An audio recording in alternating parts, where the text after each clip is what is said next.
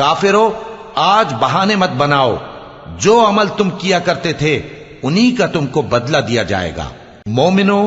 اللہ کے آگے صاف دل سے توبہ کرو، امید ہے کہ وہ تمہارے گناہ تم سے دور کر دے گا اور تم کو جنتوں میں جن کے نیچے نہریں بہ رہی ہیں داخل کرے گا۔ اس دن اللہ پیغمبر صلی اللہ علیہ وآلہ وسلم کو اور ان لوگوں کو جو ان کے ساتھ ایمان لائے ہیں رسوا نہیں کرے گا،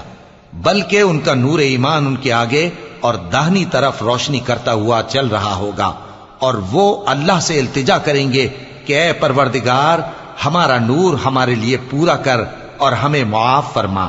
بے شک اللہ ہر چیز پر قادر ہے۔ اے پیغمبر صلی اللہ علیہ وآلہ وسلم کافروں اور منافقوں سے جہاد کرو اور ان پر سختی کرو، اور ان کا ٹھکانہ دوزخ ہے اور وہ بہت بری جگہ ہے۔ اللہ نے کافروں کے لیے نوح کی بیوی اور لوط کی بیوی کی مثال بیان فرمائی ہے۔ یہ دونوں ہمارے دو نیک بندوں کے گھر میں تھیں اور دونوں نے ان سے خیانت کی، تو وہ اللہ کے مقابلے میں ان عورتوں کے کچھ بھی کام نہ آئے، اور ان کو حکم دیا گیا کہ دوسرے داخل ہونے والوں کے ساتھ تم بھی دوزخ میں داخل ہو جاؤ۔ اور مومنوں کے لیے ایک مثال تو فرعون کی بیوی کی بیان فرمائی کہ اس نے اللہ سے التجا کی کہ اے میرے پروردگار میرے لیے بہشت میں اپنے پاس ایک گھر بنا اور مجھے فرعون اور اس کے عمل سے نجات بخش اور ظالم لوگوں سے مجھ کو چھڑا لے۔